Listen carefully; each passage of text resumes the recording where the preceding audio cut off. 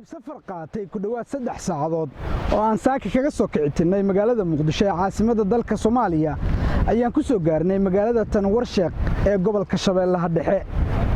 safarkeena muddadii aan ku soo soconay ayaan waxaan soo dhex jeexaynay bacaad aad u fara badan oo dhex yaala inta u dhaxaysa magaalooyinka Ceelmacaan iyo Warshaaq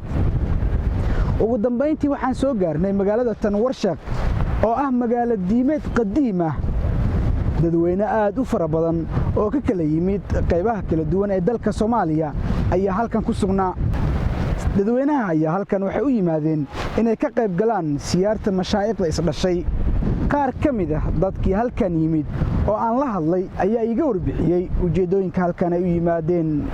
annagoo jamaacatu Sheekh Cambar oo ka ah jamaacatu Zaawiyatu Zamzam waxaan leenahay insha Allah taala ziyaarada qabuul waa tahay annaga ahlu qabuul Allah naga dhigo aniga oo ah Dr. Maxamed Axmed oo Cali Faaraxi waxaan joogaa degmada Warshaaq waxaan u imid ziyaarada mashaayikhdeeni Sheekh Cabdiraxmaan oo Cumar iyo sheekheeni kale Sheekh Maxamed Sheekh Cabdi ziyaarada Allah noo aqbalo magacaygu waa Cabduqaadir Cali Maxamed waxaan ka soo tagnay magaalada Muqdisho halkan waxaan imaadnay degmada Warshaaq oo ka tirsan Shabeellada Dhexe waxayna u imaadnay si aan u gudano ziyaarada sheekheena Sheekh Cabdi Cumar iyo wiilkiisa Sheekh Maxamed Sheekh Axmed Sheekh Uways oo ah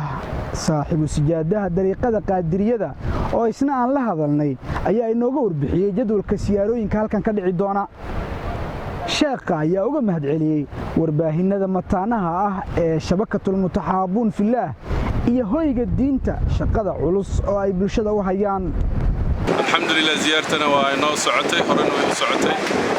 galabta waxaan soo gabagabeynay khidmooyinka galabta socday caawan waxaa sii gabagaboobaya insha allahu tacaala raatibaadka oo usbuuci ahaa oo la soo waday oo 7 habeen ahaa beri galabtii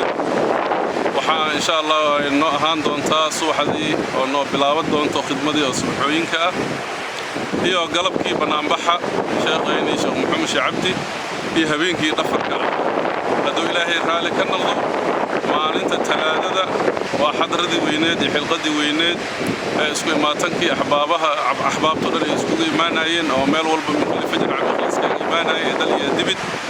سوال سوق إيمانا إن إنتهى زيارة شيخة ودين كيس إلهي نافع إلهي كنجا وجاري دل يدبي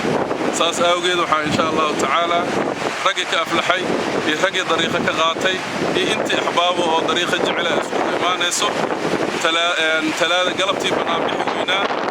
طبعا ونفر الشيخة كدبنا إن شاء الله تعالى سلم شيخ إنه سيان إنه كلام كإنه بيان إن شاء الله تعالى أساس أنا صوحة الجماعة بعض الإسفسح دونه وحن هل كان كسلامنا أحبابت ماشان حتى مركز نوع قاضايا شبكته المتحابين يو طويق الدين انت بوحان لنا هاي عزقين يشرفكين الله زياديو degmada Warshaaq ee gobolka Shabeellaha Dhexe waa degmo taariikhi ah oo lagu yaqaan cilmiga iyo culimada Xasan Maxamed Samatar Cawke shabakada caalamiga ah al mutaxaabuun fillaah Muqdisho